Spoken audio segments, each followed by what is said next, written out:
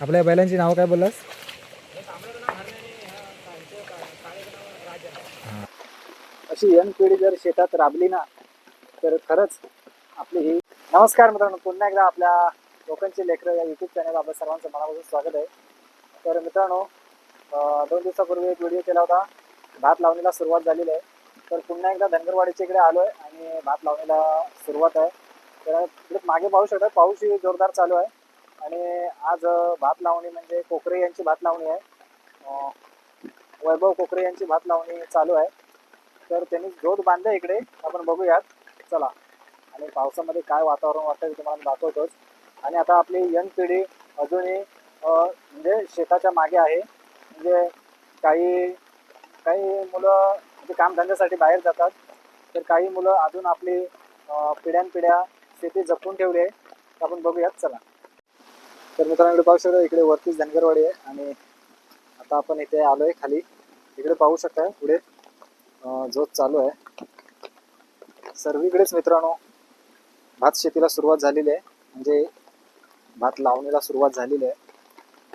आणि तसेच इकडे धनगरवाडी इकडे ही भात शेतीला सुरुवात झालेली आहे. आपण मागे व्हिडिओ बनवलाच होता धनगरवाडीवरती, तर आता पुन्हा एकदा एक व्हिडिओ बनवतोय. तर हे वैभव कोकरे यांचे बैल आहेत, त्यांची आता भात लावणीला सुरुवात झालेली आहे.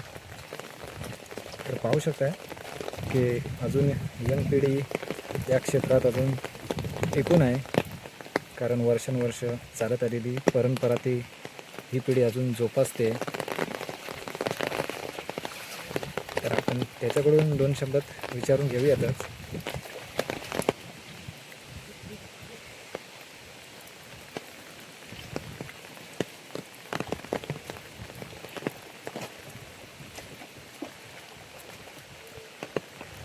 होय भाऊ, काय झाले काय भात लावणी?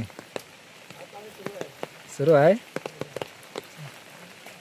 तर मित्रांनो, आपण मागे गेल्या वर्षी यांचा व्हिडिओ केला होता, तर पुन्हा एकदा आपण व्हिडिओ करतोय. पाहू शकता, एकदम आपल्याला सीन बघायला खूप छान आणि भारी वाटते बघा. इकडे हे पावसाळ्यातील दिवस हे काय प्रत्येकाच्या नशिबी नसतात अनुभवायला, कारण जे लोक हे क्षण अनुभवतात ना, खरंच खूप भाग्यवान असतात. मित्रांनो, वैभवला आपण 2 शब्दात शेतीविषयी माहिती विचारूयात. वैभव, आपल्या बैलांची नावं काय बोललास?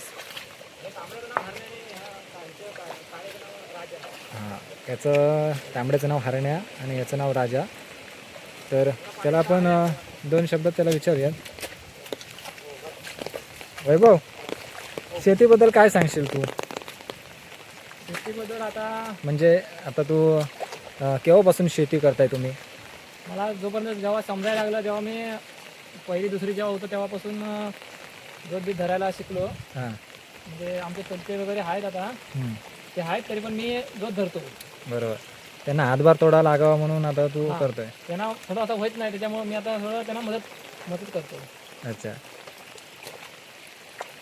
आणि काय सांगू शकतोस, म्हणजे आता बघ, यंग पिढी या शेतीच्या इकडे दुर्लक्ष म्हणजे थोडं होत आहे की आता यंग पिढी जास्त करून शेतीच्या मागे नाही, कारण का कामधंद्यासाठी बाहेर जात. तर काय सांगशील? मी सांगतो की दोघांनी म्हणजे जी आता आपली नवीन पिढी आहे त्याने काम पण केलं पाहिजे आणि ह्या शेतीसाठी थोडे एक 10 दिवस सुट्टी काढून ही शेतीची कामं केली पाहिजेत. आपण पण पुढच्या पिढीनं आपण हे करून सांगू शकतो की बाबा असं शेती अशी असते. हे जरी शहरात जरी माणूस गेला ना, तरी पण त्याने 10 दिवस सुट्टी काढून हे शेतीसाठी आलं पाहिजे. बरोबर आहे तुझं, की आता आपण एवढे शेती करतोय, पिढ्यानपिढ्या आपण म्हणजे वाढवडिलांनी आपण शेती जोपासली आहे ती आपण करतोय.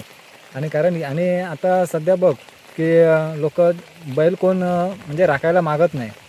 बैल राखायला कोण मागत नाही, असं म्हणजे त्यांच्यासाठी करतात, कारण हे बैल सांभाळायला लागतात, गुराकडे जावं लागतं, हे करतात. ते लोक आता झेजेडमारी कोण आता तेवढी करीत नाही. हां, म्हणजे जेवढं काम आपल्याला सोपं होईल तेवढी आता माणसं करतात, कारण का आता बैल सांभाळणं, त्यांना म्हणजे त्यांचं खाणं पिणं बघणं, म्हणजे ते सगळं करायला लागणं म्हणजे तो थोडा त्रास आहे. पण याच्यात मजा आहे ती आणखी कोण म्हणजे आपण जे ट्रॅक्टरने शेती करतो, आपण असं काय लोक आपण बोलू शकत नाही, पण जे आपण पारंपरिक पद्धतीने जी शेती आपण करतो त्या पद्धतीने जे त्याच्यामध्ये मजा येते. हां ट्रॅक्टर मध्ये तेवढी मजा म्हणजे हां. तेवढी मजा नाही आहे. ह्याच्यात कशी थोडी हां मेहनत केल्यासारखं थोडं वाटतं आपल्याला. म्हणजे हो कष्ट कसे असतात ते ह्याचे बैलांकडून आपण शिकलं पाहिजे. बरोबर. आणि आपण तेच म्हणायचं आहे की आता आपण हे जर आपण ही पिढी या पिढीने आपण जर आता जोपासलं नाही ना ही शेती, तर पुढच्या पिढीला आपण काय सांगू शकतो म्हणजे शेती काय असते. हां बरोबर. आपण हे जर हे सगळ्या शेतीत अनुभवलं पाहिजे ना, तर आपण पुढच्या पिढीला सांगू शकतो ना, की शेती काय करावं लागतं, शेती म्हणजे काय असते, त्याला भाजावळ करायला लागते, सगळ्या गोष्टी आहेत त्याला. म्हणजे याच्यात खरं सुख आहे तर आणि त्या या म्हणजे याच्यात खरं सुख आहे ते आणखी कशात आहे. हां याच्यात सुख आहे ते दुसऱ्या गोष्ट कोणत्या नाही गोष्टीत नाही, मिळणार दुसऱ्या आहे. गोष्टीत कुठल्याच गोष्टीत नाही. तर खरंच आपण तसंच म्हणजे ते पुढं आणखी माणसांना आपण असाच अनुभव दिला पाहिजे की शेती आपण टिकून ठेवली पाहिजे. हां तर चल असंच करत राहा काम. हां चालू दे.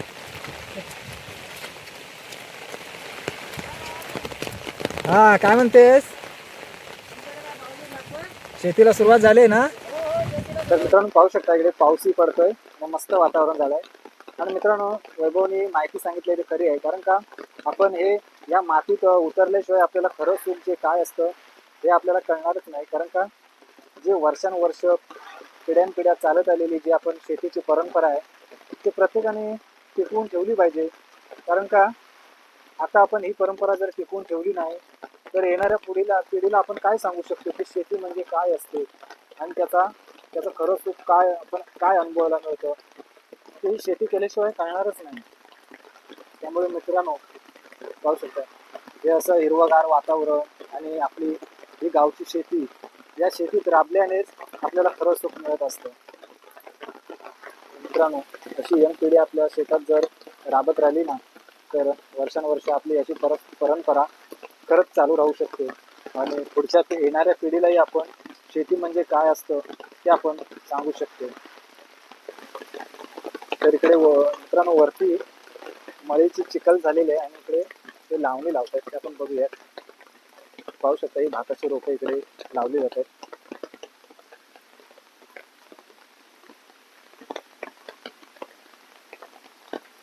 बाकी झालं काय भात लावून, सुरुवात आहे ना. किती झालं आता सर. हा हा हा हा. तर मित्रांनो आता आपण बघितलं वैभव कोकरे यांची आता इथे भात लावणी सुरू आहे.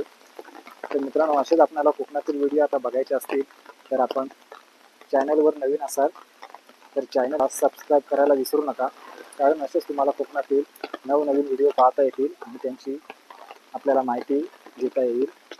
हो मित्रांनो आनंदी राहा, सुखी राहा हीच ईश्वरचरणी प्रार्थना. धन्यवाद.